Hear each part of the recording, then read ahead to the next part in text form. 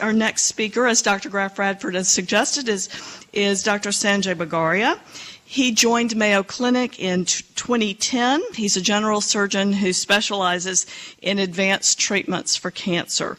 He also holds leadership roles in our Division of General Surgery and in the Center of Individualized Medicine. He's here today as an assistant director in the Mayo Clinic Center for Individualized Medicine, and he will discuss the center's latest activities and its vision for the future. We thank him for being here. And again, at the end of his presentation, we'll have an opportunity for questions, so you may want to jot those down as he speaks. All right, thank you for allowing me to speak here today about something I care deeply about. It's our Center for Individualized Medicine. So before we get into this, I'd like to talk to you about something we all probably have in common. You may have one of these in your home, or you've seen them in your home before, or you may know others who have them in their home, and these are children. I have three. They're ages 8, 6, and 4, so we have a busy house right now, and these are my pride and joy. Sorry. So when my first child was born, you know, as a parent of a first child, you're trying to figure out what do they want to eat, right? That's what you stress about the most. And through a trial and error approach, we figured out that this guy loves avocados. I mean, that's his thing. You give him an avocado, he is happy. So when my daughter was born, obviously, avocado, right? No way. She was anti-avocado. Through a trial and error approach, we actually learned that she's a sweet potato person. Go figure. And so sweet potatoes make her happy. So you think by the third child I'd figured it out, right? So tried the sweet potato. No, not him. He had his own food, and that was a banana. The guy loves bananas. And for all of you who have children or have seen children grow up, you know this, right? There's no way that one child gets fed the same thing as the other child. And this guy, of course, Mr. Avocado, no way to the banana. So we can prepare 3 dinners every night to get them all happy. And that's individualized parenting. That's what we do on a day-to-day basis. And individualized medicine is no different. As individualized parenting, what we do is we provide care or parenting to a child based on their characteristics. And individualized medicine is exactly the same thing, providing care and medicine to patients based on their characteristics. And the characteristics I'm going to talk to you about today are your genomes, the DNA, the building block of life. So the genome was first sequenced in its entirety in the year 2000. This is a landmark event in human civilization. For the first time ever, we knew and understood the building blocks of life, the whole sequence. And when this was done, former President Clinton at the time said, this will revolutionize the diagnosis, prevention, and treatment of most, if not all, human diseases. This is in June 2000. And that's what the definition of individualized medicine is, tailoring the medical treatment based on the genome of each patient. When this was done 18 years ago, the cost was approximately $3 billion. It took 15 years to do that, to sequence the human genome for the first time. And you can see here on this figure that the cost of sequencing the genome has come down from $100 million to now less than $1,000, and from 15 years of time to less than a day. And that's the power of the genome now. The problem with all of this, unfortunately, is the waiting. You know, we've been talking about this for 2 decades now, but where is it in the practice? Is it actually happening? And what I hope to show you today is that we are, in fact, transforming healthcare with individualized medicine. And this process requires support and nourishment and support from people like you to make this happen. The Center for Individualized Medicine discovers, translates, and applies new individualized medicine products and services to differentiate our practice for every life that Mayo Clinic touches. And that's really our mission, is to get to each patient a preferential, individualized, precision, personalized approach to their care. And it's happening today. We are impacting the practice as we speak. We're doing it in many ways. We're doing it with advanced cancer, rare diseases, pharmacogenomics. I'll highlight this later in the talk. Non-invasive prenatal testing, gene panels for neurology, cardiology, and gastroenterology, infectious diseases, and predictive genomics. And if you look at Mayo Clinic, our genomic testing is increasing exponentially. Over the past 3 to 4 years, the number of tests being ordered has gone up dramatically from 0 to over 1,000. And today, what I would like to highlight is testing that we're doing for pharmacogenomics. So what is pharmacogenomics? Pharmacogenomics is giving the right drug to the right patient the first time. And I'll explain to you what this all means. But before we dive into pharmacogenomics, does anyone know this chemical? It's probably the most commonly used drug in the entire world, in both the developing nations and developed nations. In fact, I think I see about 30 of you consuming it right now. It's coffee, caffeine. That was a chemical formula for caffeine. So caffeine is the most commonly used drug in the entire world. And have you noticed that every few months in the literature or in the press, a study comes out that says it's good for you, and then 3 months later comes out it's bad for you? And you're always like, well, what do you do with this information? Do I drink it or not drink it? Red wine, the same thing. I tend to pick the ones that suit my lifestyle. And so why is this? Why is it such a difference in results? And there are lots of explanations, and I'm not going to dive into all those explanations, but I will focus on one aspect that could explain why we see these disparate results between different studies. And is this, CYP1A2. So CYP1A2 is the gene that each of us has, but we all have different variants of it.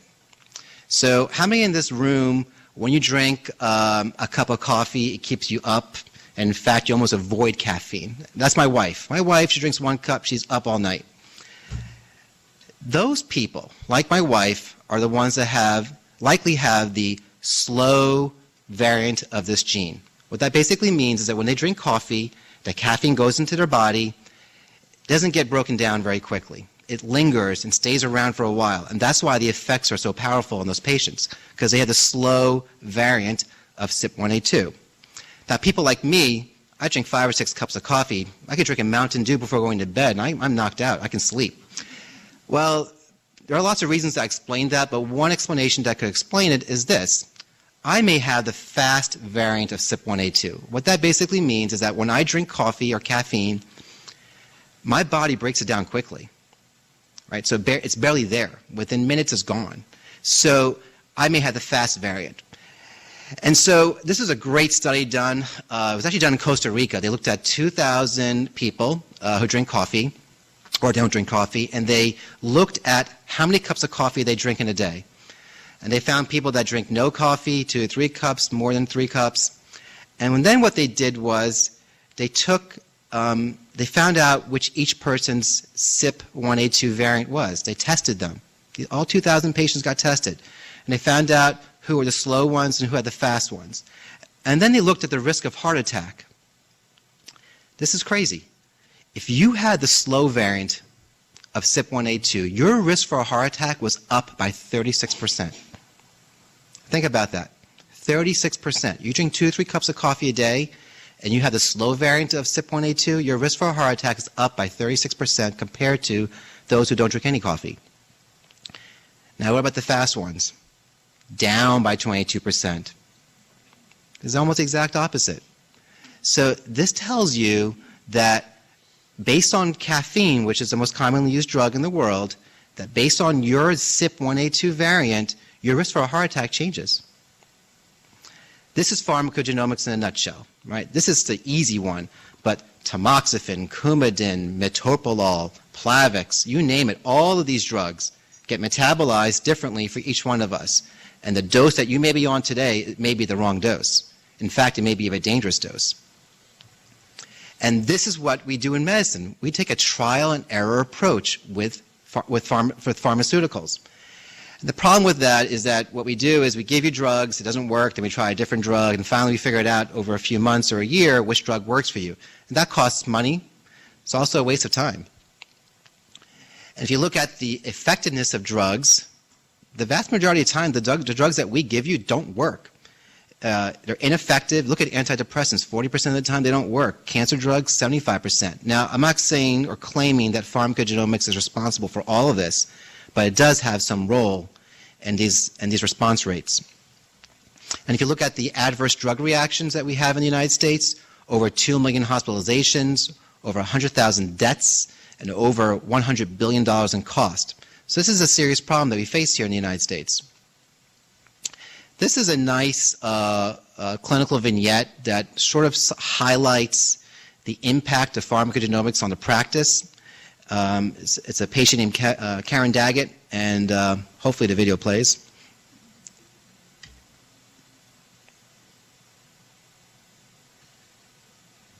All right.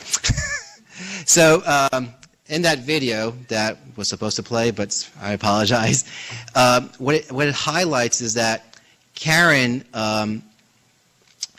got tested for pharmacogenomic testing and was found to be on the wrong blood thinner.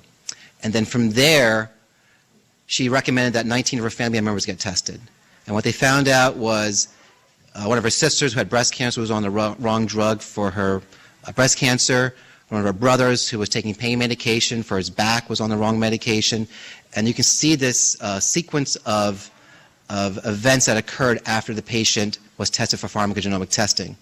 Oh, I'm getting a little help from someone. I came into a hospital. My symptoms were cloudy vision. And then the muscles would ache, fatigue. I had motion sickness, which I'd never had in my life. Your skin it's all scaly and your whole body is just a mess.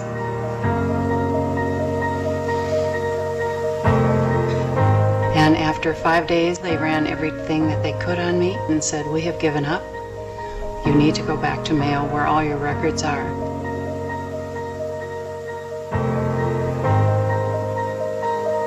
Everybody basically has their own genetic code. You could have a difference in response to drugs because of this genetic code. The difference in response you might have, you've seen that some people have different side effects to drugs where others don't. Sometimes this can be predicted by genetics.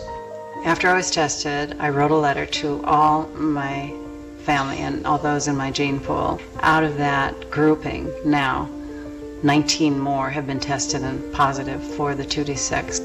Karen has brought a lot of stuff to light for our family and our siblings. Their research helped me. I'm still alive. You can see I'm doing better than I was when I was 50. So I'm, just happy.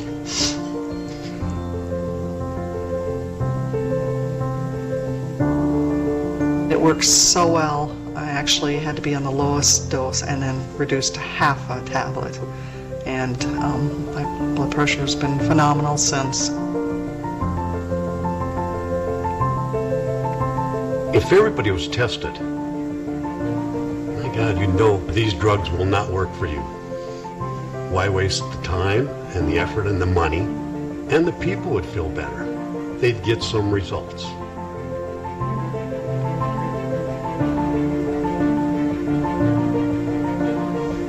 "23 other people's lives have been affected by this one thing that Mayo has done. And that's just one. I cannot imagine, if you really dug into it, how many would have been affected. What a gift."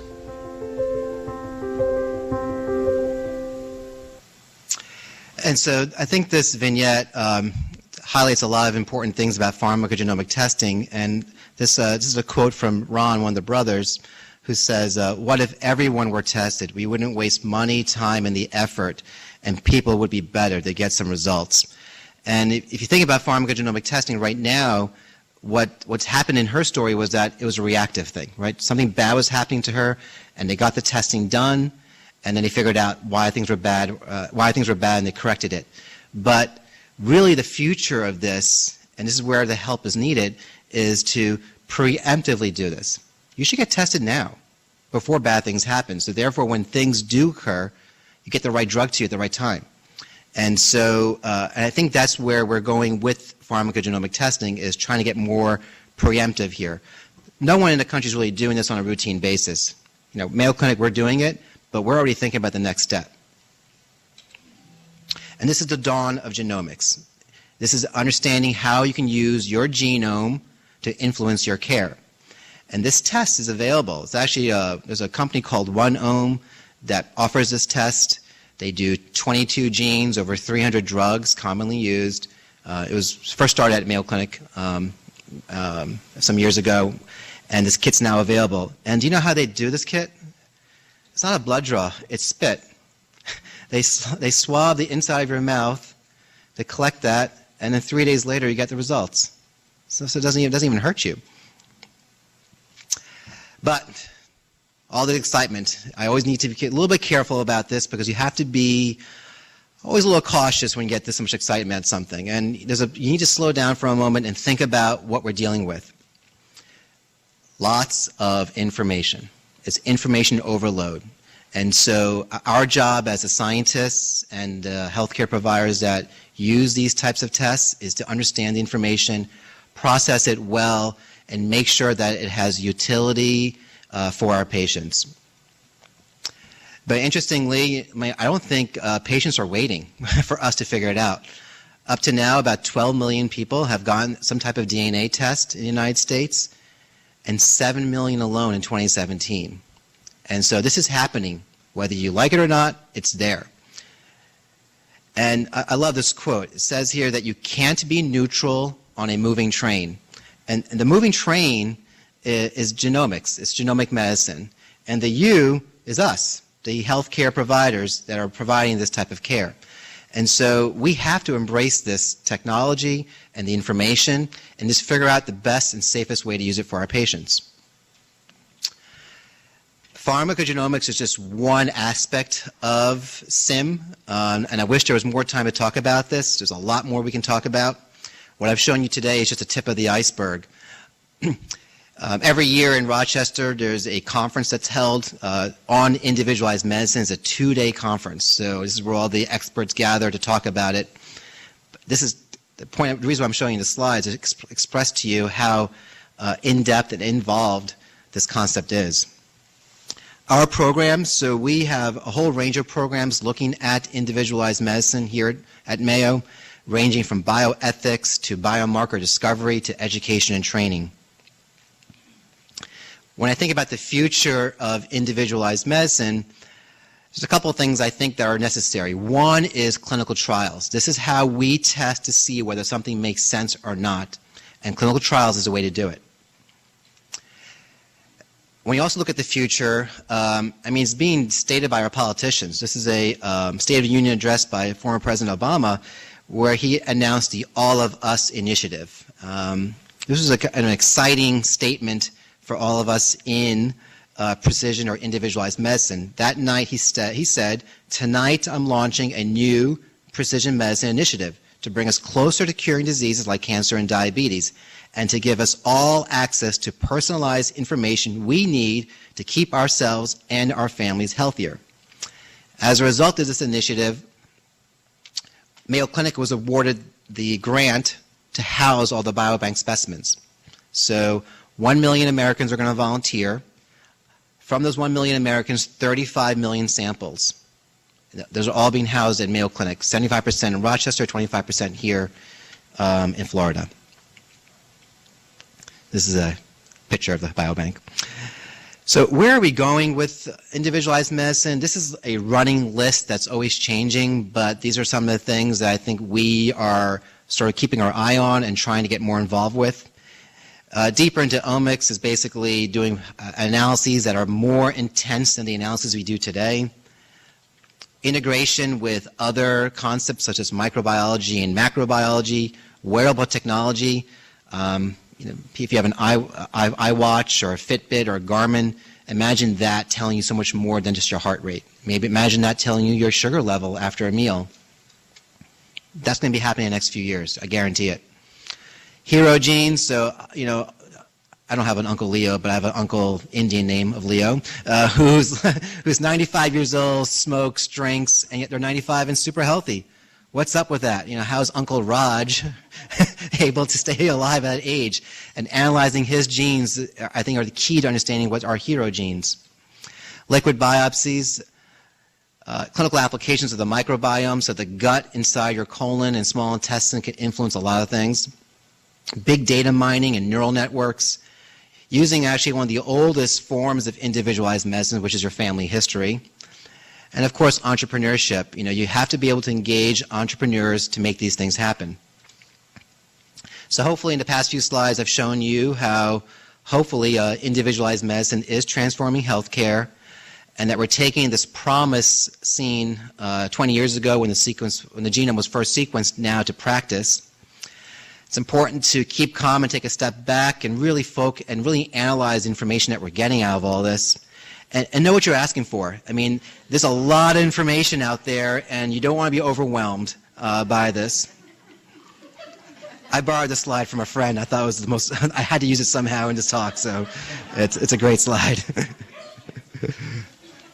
And this is a nice quote from Bill Gates. He says here that we always overestimate the change that will occur in the next 2 years and underestimate the change that will occur in the next 10.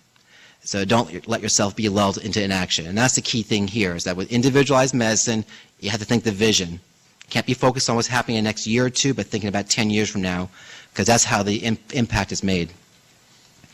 And the times of doing this alone are gone. This is impossible to do alone. This is a collaborative effort that requires a partnership and team. At Mayo Clinic, we collaborate all the time with industry and other academic partners to somehow get individualized medicine more into the practice. It's a battle. This is hard to do. This is not easy. If it was easy, everyone would be doing it. But this is a hard thing to do. This is something that requires a lot of effort and energy and resources and talent. But the goal here is to get to the point where we can say this: when the unimaginable becomes the unremarkable, that is progress. That's really what we're trying to get here. We actually don't want a sim to be around 30 years from now. There should be no need for me to be here talking about this. This should be happening automatically. So back to these guys. So individualized parenting sounds great, but it is really hard to do. And so sometimes what I do is called one-size-fits-all parenting. My kids all love cake, so they can all eat that. And when I think about individualized medicine and SIM and pharmacogenomic testing, really, I tried explaining to these guys the other day the rotary phone. I was trying to explain to them that we had a phone that we had to do this, and first off, they didn't know what a phone was. They know what a cell phone, they know what a smartphone is, but they don't know what a phone is. And I was thinking about that more and more. I'm like, like in 30 or 40 years from now, when they will need health care at some point, I want them to look back and say, Dad, really? You took a medicine and it didn't work, and then you try another one and it didn't work, and then finally you found the right one that worked? And I'm like, yeah, that's how we used to do it in the old days, And I think that's what I want with individualized medicine. I want this to be so commonplace that you're able just to like, oh, these guys would be like, you guys were so dumb back then. I'm like, yeah, we were, Anyway, thank you for your support.